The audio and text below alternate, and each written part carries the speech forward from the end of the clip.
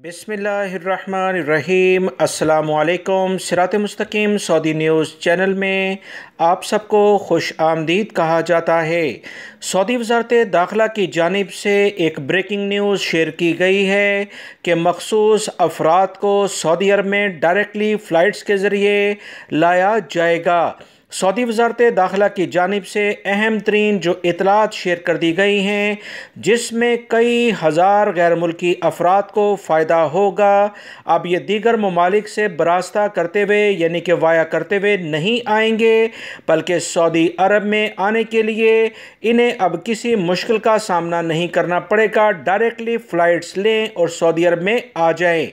Saudi वज़ारत दाखिला की जानिब से जो ताज़ा तरीन इतलात आई हैं, उसके मुताबिक वो तमाम ममालिक जहाँ पर इंटरनेशनल फ़्लाइट्स इस वक्त बंद हैं वबाई मर्ज़ कोरोना की बिना पर, जिसमें पाकिस्तान और इंडिया भी शामिल हैं, यहाँ से आने वाले अफराद को पहले 14 दिन बाहर गुजारना पड़ते थे।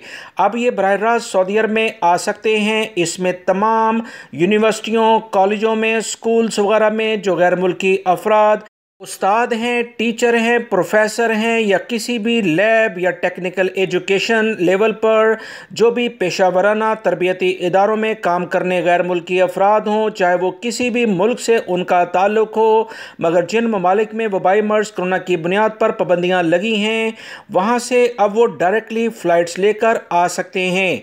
ऐसे तलबा जिनको स्कॉलरशिप, जैसे अभी पिछले दिनों मैंने ख़बर शेयर की थी, तकरीबन 400 के करीब पाकिस्तानी तलबा जिनको सऊदी अरब की मुख्तलिफ़ यूनिवर्सिटियों में स्कॉलरशिप दी गई है, वो भी डायरेक्टली फ़्लाइट्स लेकर आ सकते हैं। सऊदी वज़ारत दाखिला ने तमाम एयरलाइंस को वाज़िया ऐलान करके बता दिया है और Saudi General Authority of Civil Aviation ने भी इसकी तस्दीक कर दी है। गैर मुल्की अफराद के लिए अच्छी ख़बरें आना शुरू हो गई हैं। इंशाल्लाह बाकी मुख्तलिफ़ शोबाजात के लिए भी सऊदी अरब की हुकूमत जैसे स्कूल खुलते ही, यूनिवर्सिटियाँ खुलते ही इस शोबे में आने वाले अफराद को डायरेक्टली इजाज़त दे दी गई है। दीगर अफराद भी इंशाल्लाह इसी तरह से सऊदी अरब में बहुत जल्द डायरेक्टली आ सकेंगे। वीडियो लाइक करके शेयर भी कीजिएगा। अस्सलामु अलैकुम।